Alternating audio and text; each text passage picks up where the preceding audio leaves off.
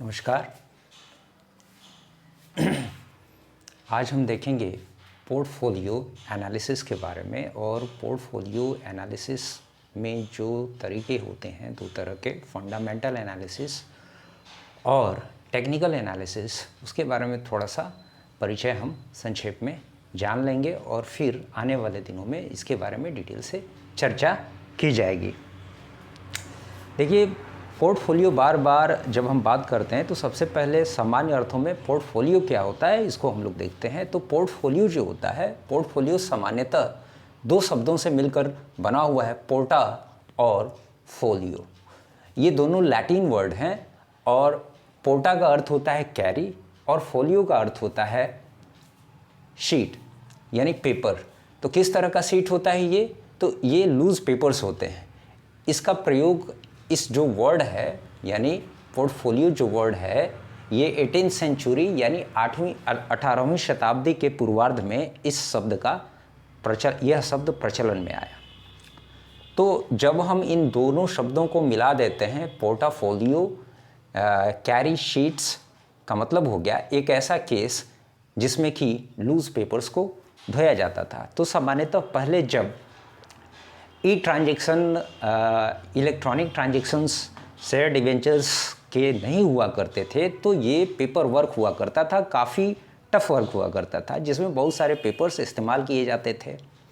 अब जैसे जैसे आज जो इलेक्ट्रॉनिक मीडिया या जो इलेक्ट्रॉनिक चीज़ें आ गई, मोबाइल्स, लैपटॉप, ये सारी चीज़ें आ गई, तो अब पेपरलेस वर्क हो गए। और अब जो है आप डीमैट अकाउंट और भी बहुत सारी चीज़ों के माध्यम से, बहुत सारे ऐसे ऐप्स हैं जिनके माध्यम से आप ऑनलाइन सिर्फ मोबाइल के द्वारा, लैपटॉप के द्वारा इन पोर्टफोलियोज़ में अपना इन्वेस्टमेंट कर सकते हैं। तो उस हिसाब से ये पहले जो था, ये एक केस हुआ करता था जिसमें कि लूज़ पेपर्स को धोया जाता था। लेकिन ये लूज़ पेपर्स किस तरह के हुआ करते थे? तो हालांकि स्टॉक एक्सचेंज का जो है ये 18th सेंचुरी के लास्ट में यानी 18वीं शताब्दी के बाद में ही, 19वीं शताब्दी में ही तकरीबन स्टॉक एक्सचेंज की बुनियाद रखी गई थी।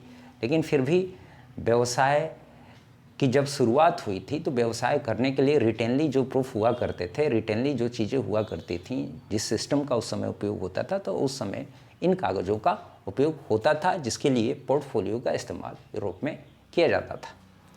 अब ये क्या हुआ कि पोर्टफोलियो जो है ये क्या होता है, हमने देखा क्या कि ये एक ऐसा केस होता है, यानी a case in which to carry loose papers, इसी को हम लोग पोर्टफोलियो कहते हैं। यहाँ लूज पेपर्स का मतलब होता है ये आपके लूज पेपर्स में फिनेंशियल सिक्योरिटीज़, शेयर्स हो गए, डिवेंचर्स हो गए एंड अदर कमर्शियल पेपर्स हो गए, यही आपके लूज पेपर्स के इस्तेमाल से संबंधित हैं। अब हम बात करते हैं पोर्टफोलियो एनालिसिस के बारे में। पोर्टफोलियो एनालिसिस क्या होती है? तो पोर्टफोलियो एनालिसिस क्या होती है, आप सबसे पहले पोर्टफोलियो के बारे में जब आपने जाना, तो पोर्टफोलियो में एक तरह से क्या होता है, इसके डिफिनीशन को हम बहुत ही सरल शब्दों में कह सकते हैं। पोर्टफोलियो क्या होता है कि यह प्रतिभूतियों का एक ऐसा मिश्रण होता है जिसे इन्वेस्टर जो है ये निश्चित लक्ष्य के लिए अपने पास रखता है। पोर्टफोलियो क्या होता है, प्रतिभूतियों का एक ऐसा मिश्रण होता है जिसमें इन्वेस्टर के द्वारा इन्वेस्टमेंट एक निश्चित लक्ष्य के तहत किया जाता है। साथ ही इसमें ये ध्यान देने वाली बात होती है कि निवेशक जिस तरह के होते हैं वो अपने प्रवृत्तियों के अनुसार ही पोर्टफोलियो का चयन करते हैं। मतलब ये हो गया कि शेयर्स, डिवेंचर्स और बॉन्ड्स या अदर कमर्शियल पेपर्स में अगर वो निवेश करते हैं तो ऐसे में उन्हें समय तत्व, उसमें निहित जोखिम और उससे प्राप्त होने वाले भविष्य में जो रिटर्न होते हैं, इन चीज़ों को ध्यान में रखते हुए निवेश करना होता है। अब चलते हैं पोर्टफोलियो एनालिसिस के बारे में। तो पोर्टफोलियो एनालिसिस जो होती है ये दो तरह की होती है। एक होता है आपका फंडामेंटल एनालिसिस और दूसरा होता है टेक्निकल एनालिसिस। फंडामेंटल एनालिसिस यानी सैद्धांतिक विश्लेषण होता है और दूसरा आपका तकनीकी विश्लेषण होता है। सैद्धांतिक विश्लेषण के अंतर्गत क्या किया जाता है, सैद्धांतिक विश्लेषण में जहाँ वित्तीय यानी फिनेंशियल और इकोनॉमिक जो आपके कॉन्सेप्ट होते हैं, और साथ ही साथ में मांग और आपूर्ति को निर्धारित करने के लिए जो राजनीतिक परिस्थितियां होती है उसको ध्यान में रखा जाता है। याद रखिएगा, फंडामेंटल एनालिसिस यानी सैद्धांतिक जो विश्लेषण होते हैं उसमें एक विनियोगकर्ता या विनियोक्ता जो होता है वो वित्तीय और आर्थिक विचारधाराओं के साथ साथ मांग और आपूर्ति को निर्धारित करने वाले विभिन्न राजनीतिक परिस्थितियों को भी ध्यान में रखता है। जबकि टेक्निकल एनालिसिस में यानी जब तकनीकी तौर पर विश्लेषण किया जाता है तो इसमें अगर एक विनियोगकर्ता या विनियोक्ता को अधिक मात्रा में प्रतिभूतियों को खरीदना या बेचना होता है तो उससे संबंधित ज़्यादा आंकड़ों की, सांख्यिकीय आंकड़ों की आवश्यकता होती है जिसका वो विश्लेषण करता है, और उसमें जो प्रतिभूतियों की मात्रा होती है, किन प्रतिभूतियों में वो कितना निवेश करेगा, ये टेक्निकल एनालिसिस के माध्यम से वो तय करता है। दोनों में एक महत्वपूर्ण अंतर क्या है? तो दोनों में एक महत्वपूर्ण अंतर है आपका कि सैद्धांतिक विश्लेषण और यानी कि ये क्या कहते हैं फंडामेंटल एनालिसिस और जो टेक्निकल एनालिसिस होती है, इसमें अंतर क्या होता है? तो इसमें एक अंतर होता है कि फंडामेंटल एनालिसिस बाजार प्रवृत्ति और उसके कारणों पर प्रकाश डालता है, जबकि जो तकनीकी विश्लेषण यानी टेक्निकल एनालिसिस होता है ये बाजार प्रवृत्ति के प्रभावों का भी अध्ययन करता है। ठीक है, फंडामेंटल एनालिसिस क्या होता है कि मार्केट का जो ट्रेंड होता है उसका अध्ययन करता है और मार्केट क्यों इस तरीके से ग्रोथ कर रहा है उसका अध्ययन करता है, जबकि टेक्निकल एनालिसिस बाजार प्रवृत्ति के प्रभावों का अध्ययन करता है। ये दोनों में महत्वपूर्ण अंतर है। अब हम चलते हैं क्या फंडामेंटल एनालिसिस की तरफ। फंडामेंटल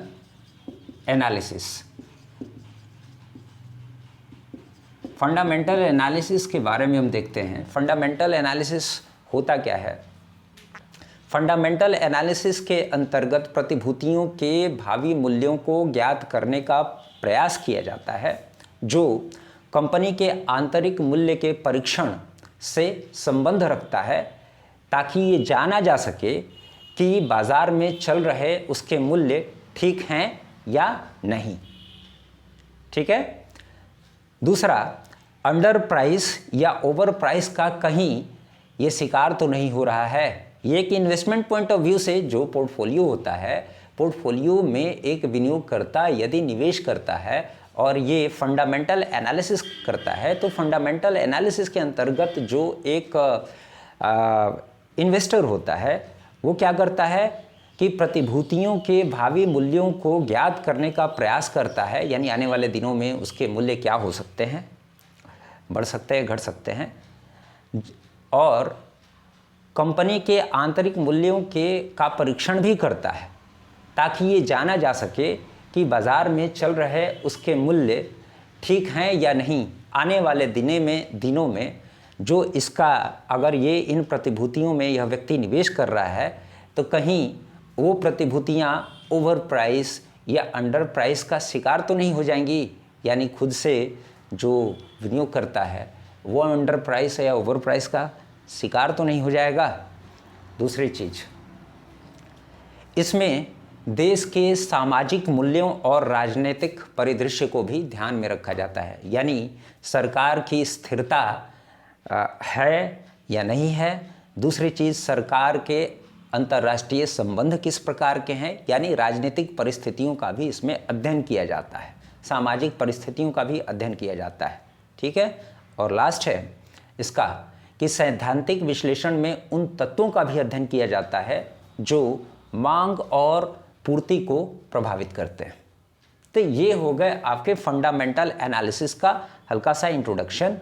अब सवाल ये है कि जो फंडामेंटल एनालिसिस होता है उसके विश्लेषण का उद्देश्य क्या है, आखिर इसकी आवश्यकता क्यों होती है? इसका उद्देश्य होता है इन्वेस्टमेंट पॉइंट ऑफ व्यू से यह जानना कि प्रतिभूतियों को खरीदना या बेचना क्या भविष्य के लिए लाभप्रद है। फंडामेंटल एनालिसिस के माध्यम से अगर फंडामेंटल एनालिसिस के माध्यम से जो उसका मेन ऑब्जेक्ट होता है वो ये होता है, ये जानना एक निवेशक के लिए कि प्रतिभूतियों को खरीदना या बेचना भविष्य के लिए लाभप्रद है, होगा या नहीं। दूसरा क्या है कि ये जो फंडामेंटल एनालिसिस है इसके माध्यम से एक विनियोक्ता के द्वारा दीर्घकालीन निर्णय लिया जाता है जो प्रतिभूतियों के अधिक मूल्य पर खरीदने और कम मूल्य पर बेचने से एक विनियोक्ता को, इन्वेस्टर को बचाता है। तीसरा इसका जो ऑब्जेक्टिव होता है, ये ऑब्जेक्टिव होता है आपका, इसका उद्देश्य बाज़ार पर काबू पाना होता है। बाज़ार पर काबू पाने का सेंस होता है कि प्रतिभूतियों को कम मूल्य पर खरीद करके और अप्रत्याशित लाभ पर यदि बेच दिया जाए तो उसी को बाज़ार पर काबू पाना कहा जाता है। चलिए धन्यवाद। अगले वीडियो में हम लोग इसी का डिटेल से चर्चा करेंगे, इसके फ्रेमवर्क के बारे में।